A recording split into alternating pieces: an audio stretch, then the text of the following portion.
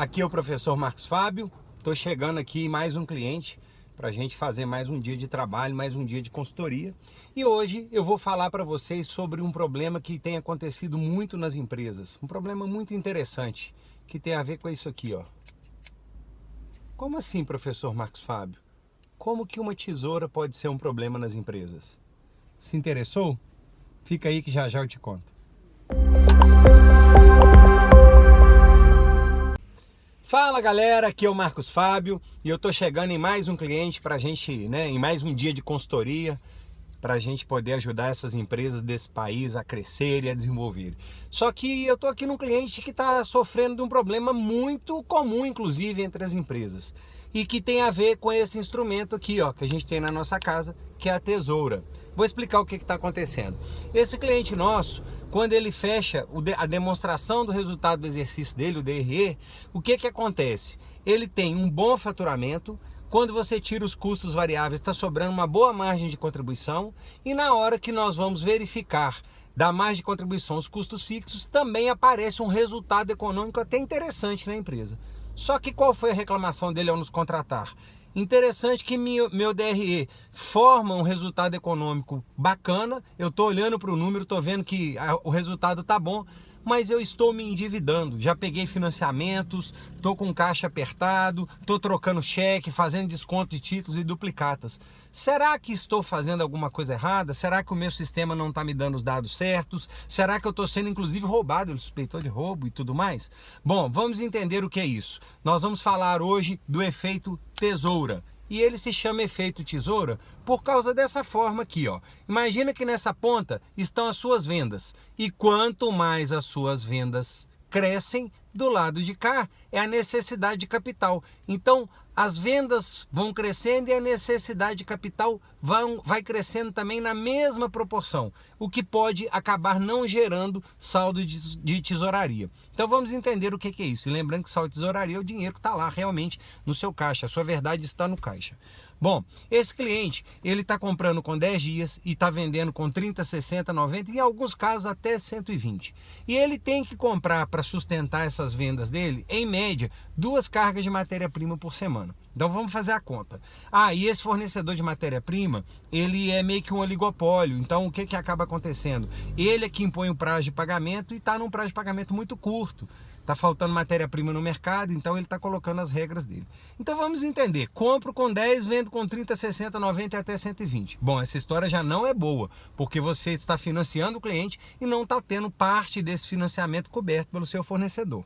Mas qual é o grande problema disso? Com a falta de capital que essa operação foi sendo gerada, esse cliente foi começando a trocar títulos, descontos de cheques, fazendo antecipações recorrentes. Então, além de consumir o caixa futuro gerado pelos títulos e borderos futuros, ele está antecipando, então pagando um alto custo financeiro em cima disso. Então está depreciando ainda, mais o valor desses títulos. Bom, o que acontece com o efeito tesoura, pessoal? Se de um lado nós temos o ponto de equilíbrio, que é o mínimo que você precisa vender para não ter nem lucro nem prejuízo, de outro lado nós temos o máximo que você pode vender e consegue vender segundo a sua estrutura de capital. Então vender de menos é ruim, porque você não paga os seus custos e quebra, e vender demais também é ruim, porque você pode quebrar. E acreditem, tem muita gente que está quebrando porque está vendendo demais. Este cliente é um exemplo. Cresceu no ano passado por causa da demanda louca da pandemia, mais de 60%.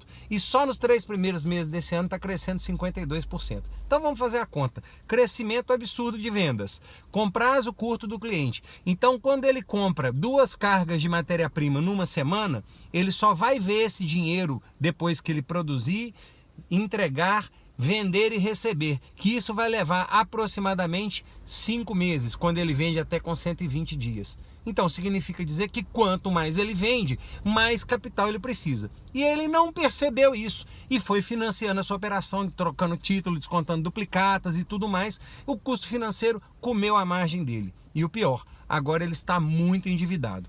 Como que a gente faz então para poder reverter o efeito tesoura?